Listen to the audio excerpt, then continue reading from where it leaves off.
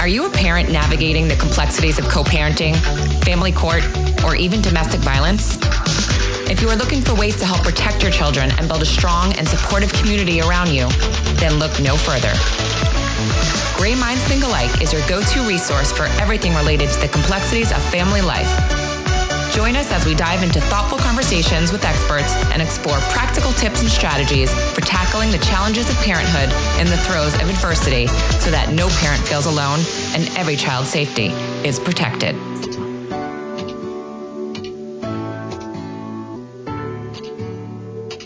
Hi, and welcome to Gray Minds Think Alike. Today we are talking with survivor Adrianne Phoenix on her journey with domestic abuse and how she navigates life's uncertainties as a middle-aged mom. Through advocacy and a little humor, Adrianne has successfully found her voice, and I'm so happy to speak with you today. Hi, Adrianne. Thanks so much for talking with us. If you want to just start by sharing a little bit about yourself and your background to let our listeners know all about you and how you became a parent advocate, that would be great. Okay, thank you so much, Allie, for having me today. Yes, I am the former president of FACTS, which is Families Against Court Travesties. It's a court watch group. And through my service with FACTS, I learned a lot about domestic violence, family court crisis, I might call it, and a lot about myself. So I am actually a survivor from childhood trauma, and that led me down a path of continued abusive relationships throughout my life. And now I'm on my second divorce, and I am trying to protect my children from having similar issues and situations. So I consider myself a trauma-informed parent, a protective parent, and I'm trying to break generational cycles of trauma and family abuse that have persisted in my family for years. So I'm trying to break that for my children and also raise awareness, because there's a big problem of family members abusing each other out there. Okay. How did you actually get started with FACTS? So I was going through a divorce and Google research. I came across FACTS probably about 8 years ago. And I thought, wow, these people know what I'm talking about based on the literature they were putting out and the people I spoke with there. It was finally a community of people that I could relate to about trying to divorce somebody that doesn't seem to have the same protective desires for their children that I do. Right.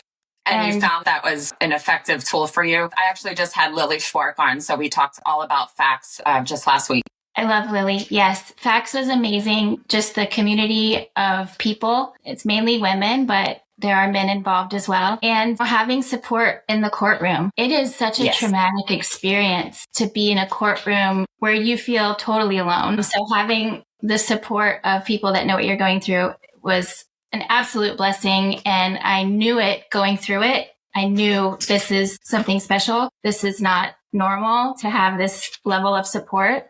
And so I wanted to give back as soon as I got out of that situation. And that's how I got more involved with them. I've had to take a little bit of a step back recently because of my own health issues and second divorce. Fun. Yeah. We definitely talk a lot about divorce here on Gray Minds. So if you need any advice, I would tune into some of those podcasts. But now you mentioned that you were a survivor of DV. Can you talk a little bit about that was it from your childhood or your first marriage? So DV is a very broad term, right? Yes. And a lot of times we think of domestic violence as a relationship problem, right? A man and a woman. But there are all kinds of domestic violence. Sure.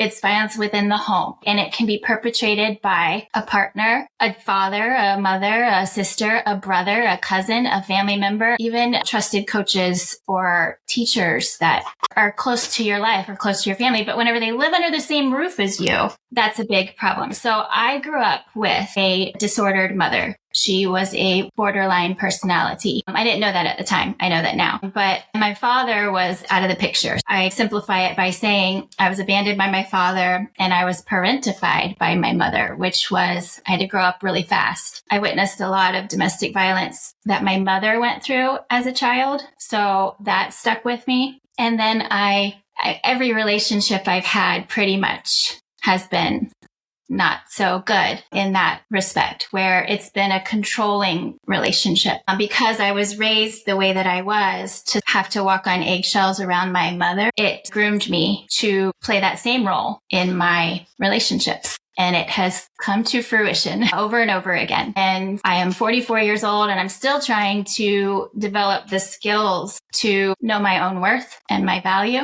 And I don't know if I'll ever get there, but I want to give my children that ability to say I'm worth more and I deserve better. Absolutely. Of course. Now, so how do you think that being the survivor, living with your mother as she was, how do you think it had affected your parenting style? I read a lot about all of this stuff. And what I have gleaned is a lot of times victims of childhood trauma will continue down that same road, that same path, and just continue the cycle. Yes. Or they will try to be the cycle breaker. And I have definitely identified myself as a cycle breaker, or at least Going to be, yes. Yeah. So sometimes people say they learn from their parents. And I often say I learned from my parents what not to do or how not to be with my kids. At least I think that's the goal for every parent, right? You want to do the things that you wish your parents did differently. That's the goal. That is the goal for most parents. But for a borderline parent, it's the opposite. My mother wanted to make me suffer like she did. She didn't want to make it easier. And I don't know if a lot of people out there know what a borderline personality is. And I hate to put all those labels on people because their labels are important for a lot of reasons, but then they're also very putting people in a box. And we're so complicated and complex that I don't like to put people in a box like that. But what would you say the definition is, textbooked?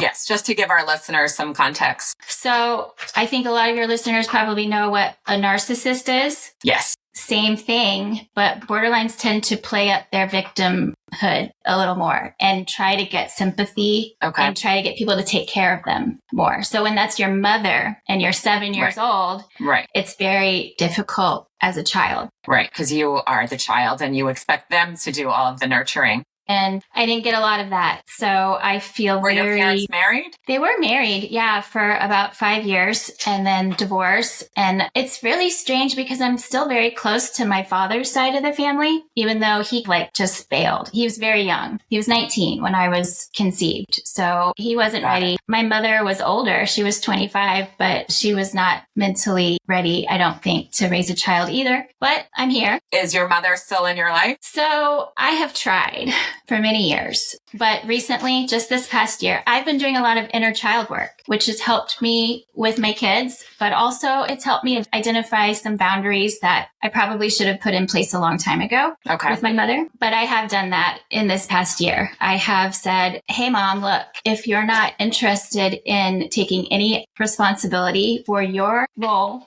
in our fractured relationship, then I can't do this anymore. And that has happened. And unfortunately, my mother said, okay, bye. No, I'm not going to take any responsibility. But she's actually done what borderlines and narcissists do, which is infiltrate the other people in my life that also maybe don't have my best interest at heart. It's just yuck. That's all I can say. It's just yuck. That's definitely having negative energy in your life can be toxic. So at least you recognize that. Are you her only child? Well, I am her only child, yes. I grew up as an only child. I just in recent years found out that I do have a sibling out there, which I'm very excited about. And that's one of the things I wanted to talk to you about today was children and domestic violence being perpetrated on children by other kids, by siblings. So I didn't have any siblings growing up, but I did have cousins, and I was abused, and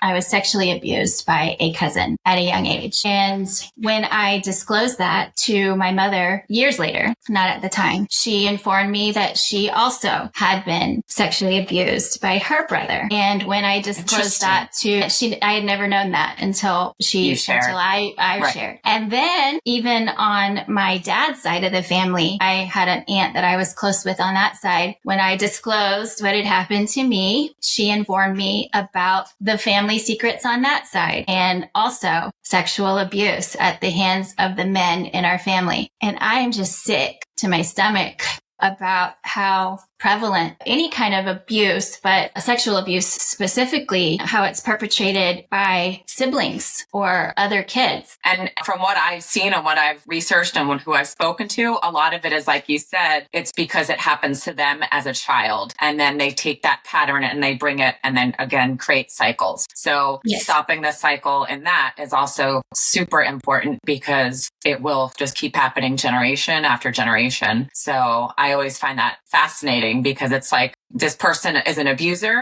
but they learned that from someone else when they were young. It's almost like they don't know better. They should know right from wrong, but they're groomed in such a way. So breaking that cycle is so important to end it. So I guess after you disclose this information, what happened from there? Radio silence. It was, oh, wow, that's so awful. That happened to you. It happened to me too. Okay, right. Hey, let's go to our family reunion next year and pretend like it didn't happen. And this is what really upset me was this past summer. There was an issue with a male in our family, an older male who is now really up in age. And the family was concerned about this family member. Everyone was like, oh gosh, he was missing. And I got so upset because that is the man that hurt a lot of women in our family. And I am at the point now where I feel like I don't care if he's missing right now. Why is our entire family right now up in arms about this person who hurt a lot of people? So he sexually assaulted other family members besides you and your family? This was the one on my dad's family who I only know about one person that he hurt, but I suspect there are more. And I know the person that he hurt has forgiven him and is just wants to move on, but I don't forgive. And he didn't do anything to me. It's just what he represents. So this is somebody else. Got it. Yeah. This person didn't do, it's just what he represents to me and our family at this moment. There's just this lack of wanting to confront the people that have done accountability.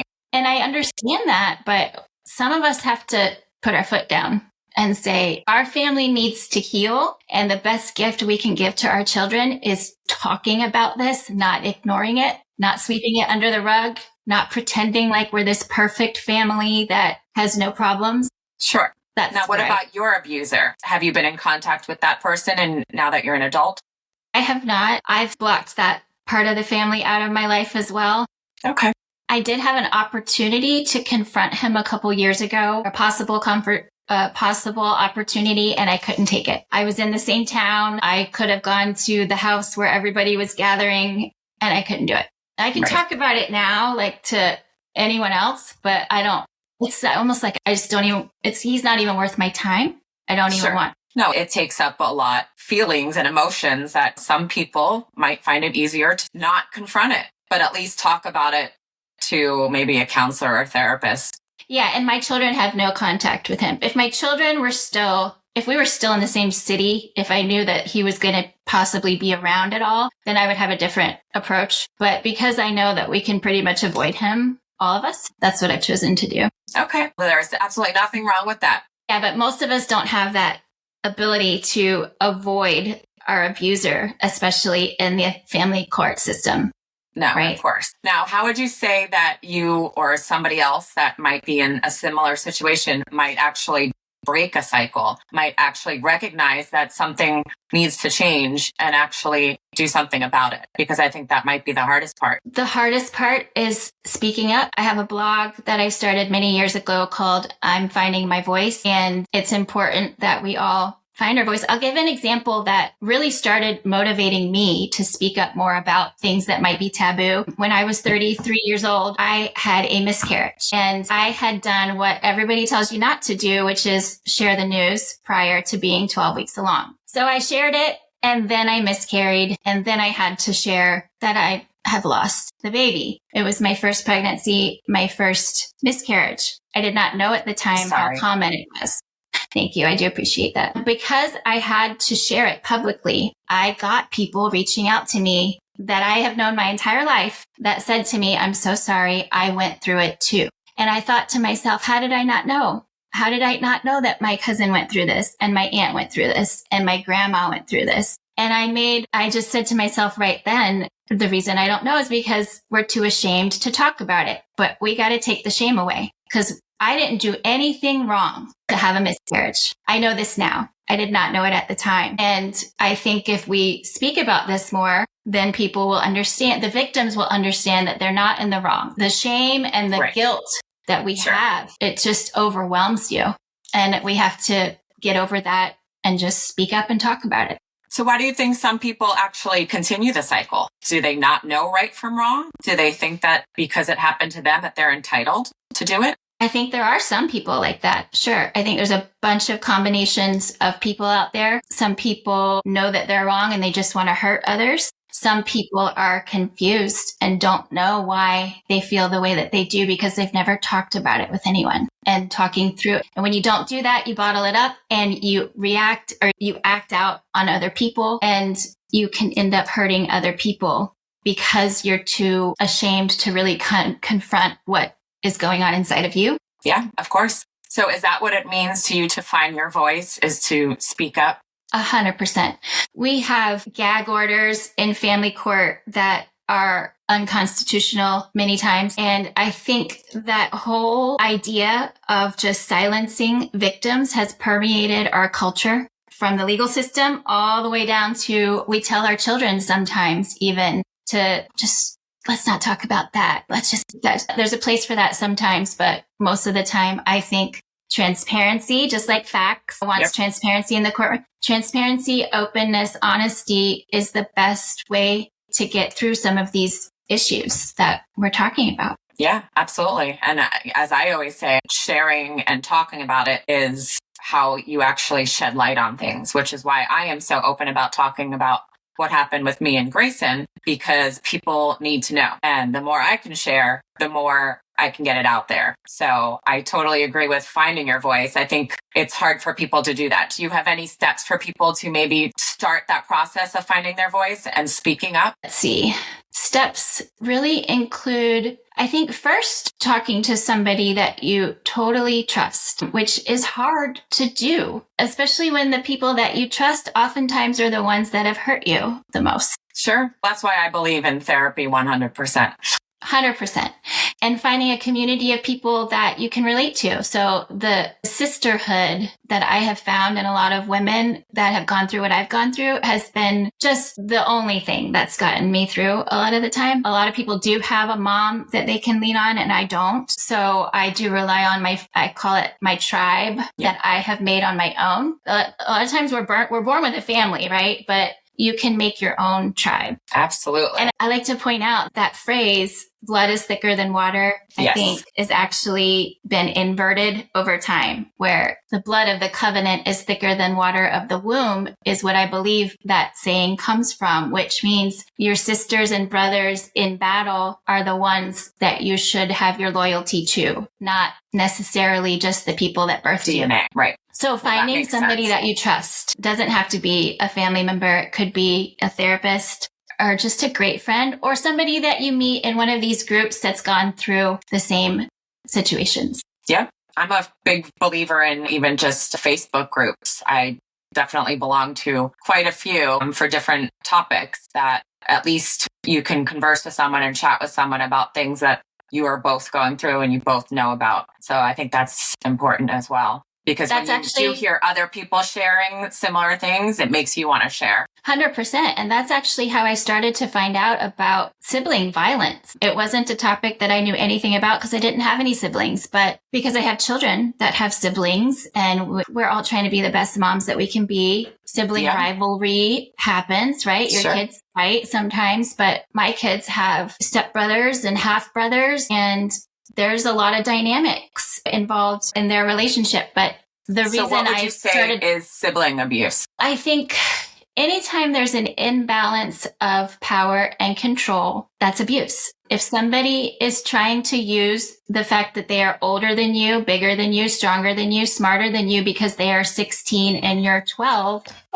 that's abuse. Now, it's a spectrum, right? It can be a little thing. It could be something as like more of a bullying situation, or I was just going to say, how do you differentiate between bullying and abuse at that age?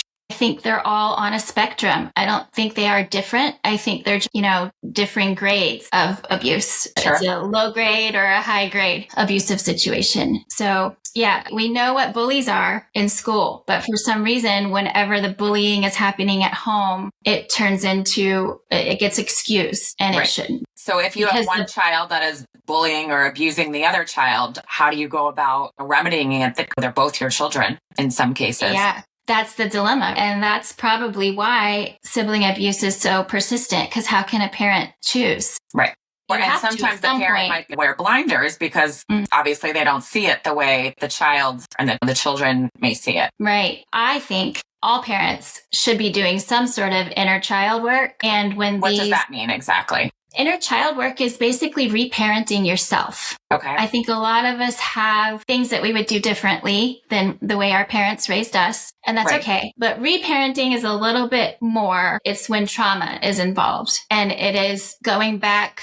It's me looking at myself as a child and I might get emotional here, That's okay. giving myself the nurturing and the love that I should have been given from my mother, from my parents, really, but doing it from myself to myself now. And it sounds weird, No, but it not at all. works. Right. It does work in helping you process why Sure. you feel the way that you feel. It's almost like hypnosis. You get back to a level, a place in your mind that sort of people deal with that for fears or irrational behaviors. They actually have to put themselves in these situations in their mind so that they can get through it, whether it's panic attacks or just fear of heights. So I get Right. that, putting yourself in that moment and trying to almost reverse it. And in doing that, it really helps you talk to your kids, because you are trying to talk to yourself as a child, and it puts you in this mind frame where it makes it so much easier now to sit with my kids and just listen. Because that's what we need to do more, I think, as parents, is listen to our kids. What are the And we age have differences between your kids? Mine are 5, 6, 7, and 10. 6, 7, and 10. Okay. Yes. And they have some teenage half siblings. So 15, 16, and 18. And it's the teenagers really that there was a bit of an imbalance of power between Sure. them and the younger ones. I have tried to stop that as best I can. But those I aren't your think- children, correct? correct. The teens. So how do you mitigate that? That's been my problem for 5 years. I've been trying to mitigate. So this is with I your don't have a first solution. husband? There's with my second husband. So I'm going Second through husband. a divorce right now, trying to segregate as much as I can. But the family courts don't care at the moment. I hate to make that generalization, but it's been very hard for me to protect my children from their teenage siblings. Very hard. Got it. Do they live together? A little bit, half the time at the moment. Gotcha. Okay. So I'm just curious, your ex-husband, the parent of the teenagers, does he not see an issue or does not believe? He did see an issue for a while. Okay. I don't know what has occurred that has made him do a 180 and now think that there isn't an issue. I have a lot of theories about why that has happened, but I don't have an actual absolute answer. Okay. That's part of the problem there. 100%. When a parent doesn't want to acknowledge that their children are bullies or have hurt other people, we have an entitled child in that situation that's just going to continue to do what they have been doing. And so it is very important for parents to acknowledge and take accountability. And it's not an indictment on the parent to say, hey, man, my child messed up. We have work to do. I think a lot of parents take it as such an attack whenever you say, hey, man, your kid hurt my kid. And I think we take in this that away. instance, when they're both his kids, I'm assuming. Yeah. That is, I can't even tell you what's gone on between the teens. They have their own issues. I don't even know a lot of those issues. I know a little bit, but there's definitely a problem when the parents don't want to acknowledge and take a stand. When you have a child that's abusing another child, you can't just sit back and say, oh, I hope it works itself out. You have to make a decision. Right. You do have to take a stand. I don't know exactly what that is. Sure. You need to actually teach children what right from wrong is. And would they want whatever they're doing done to them? I think that's a good example right there. 100%. It's just sometimes they can't put themselves in another person's shoes, it seems. So the preaching from the parents sometimes isn't getting through. and then you still have a problem. So what do you do next? I've been through the juvenile justice system with these teens. Okay. There are not a lot of resources.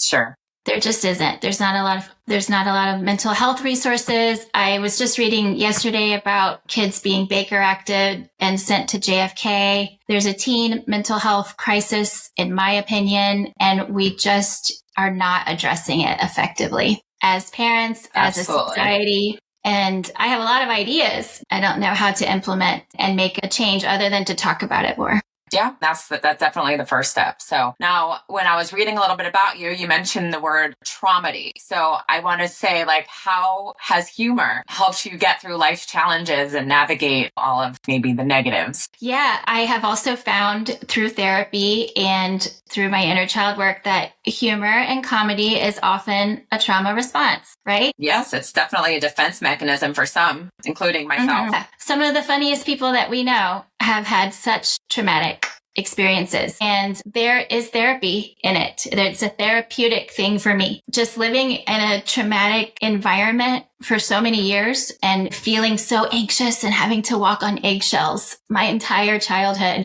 I just needed a release of some sort, and some people go down a negative path, and I went down more of a need to be I'm not a class clown or anything. I don't act out, but I just find the humor in things, or try to. It's definitely a form of self-help. So how do you find that humor? Do you take, like, for one, I'm going to divulge that I used to actually teach sketch comedy. I worked in an adult sleepaway camp and I taught sketch comedy. And when I lived in New York City, I went to all these classes at the Upright Citizens Brigade Theater and the Magnet Theater, and I took writing classes, and that was always something very prevalent in my life. Since I had Greyson, I have taken a step back with all of that, as there just wasn't time. So how do you find that humor? I actually went to a high school for the performing arts in Jacksonville, and I was a theater major. So a lot of the same things. I wasn't like that good, but I found great. You don't have to be good in sketch comedy. You just have to do it. There was playing another role is a great way to express your feelings, but not feel so vulnerable. It's like role playing. Yep. 100%. And I didn't know that about you, that you had that background, because I would really love to get teens and kids into more programs like that, where not necessarily just acting, but acting from a trauma-informed perspective. Sure. And role-playing things like this, role-playing things like sibling violence and bullying. Yeah, I think definitely an outlet could come from that. Yeah. I wanted to have something called a TikTok on the Block Club with local teens, where we make little TikToks about this kind of stuff. It's very therapeutic. Sure. To act it out and then to get feedback from others, in my opinion. It's not for everybody, but maybe we can team up on some sort of a venture one of these days. Yeah, maybe. I have thought about getting more involved in it again, as was something I was excited to do when I was younger anyway. Definitely. I definitely think any type of outlet is important for anyone. And if it means role playing or just letting loose and just getting on a stage and talking about nothing, then that's an outlet in itself. 100%. And writing, all of the arts, in my opinion, and if you think about some of the greatest artists in art history, they were very tortured, a lot of them as well. Art in all aspects, painting, drawing, writing, very therapeutic. Yeah, I'm actually a writer, so I know that firsthand.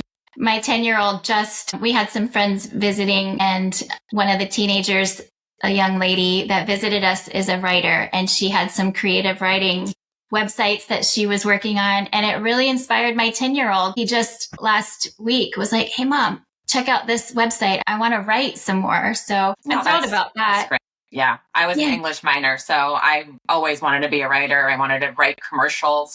I always had that creative aspect that I wanted to just be silly and write. And the great thing about writing is that anyone can do it. You just I would say get a pen, but now you can type away, and it's literally just whatever's inside your mind. It can take you so many places, and it sure can.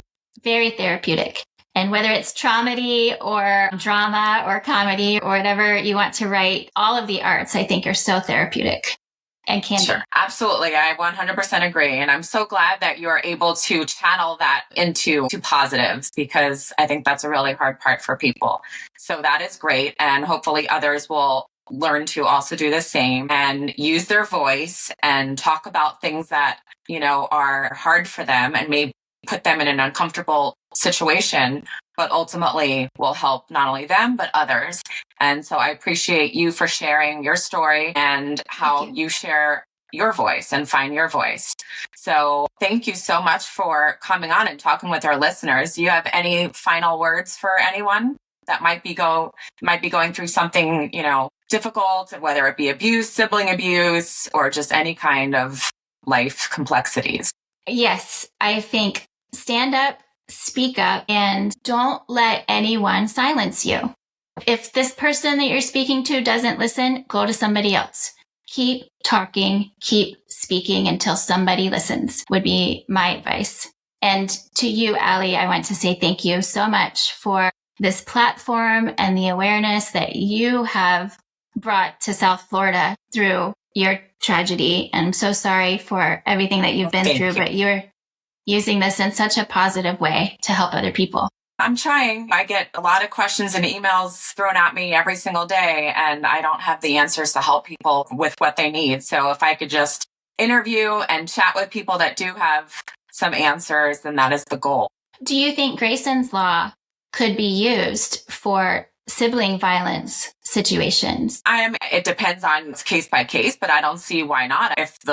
Ultimately, if a child is being harmed in any way, then a judge should be able to step in and remove the child from the situation or figure out ways to mitigate that situation. It doesn't necessarily have to be the parent harming the child, the parent harming the parent. If anyone is harming anyone in your household, then something needs to change.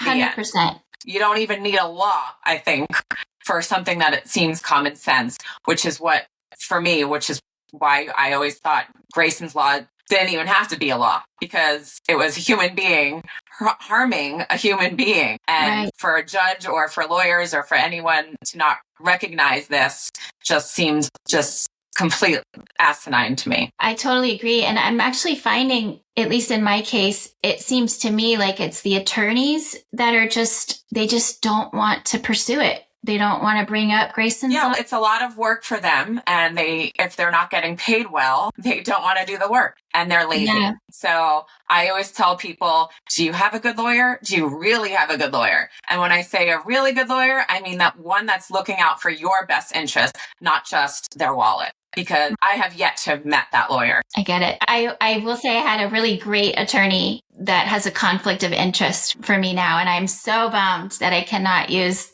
this attorney. Refer that person to others, definitely. And that's one way to help. 100%. Can I say her name on here? I will, because she's a great attorney. What type of attorney? She's a family law attorney. Her name is Robin Weiss, and she's amazing. And I so wish I could use her. What city does she serve?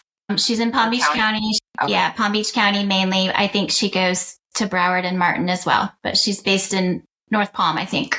Okay. I will definitely put that info in the show notes, and you never know who's listening and when they need a family lawyer. People ask me all the time for recommendations, so I'm always happy to share. Okay, great.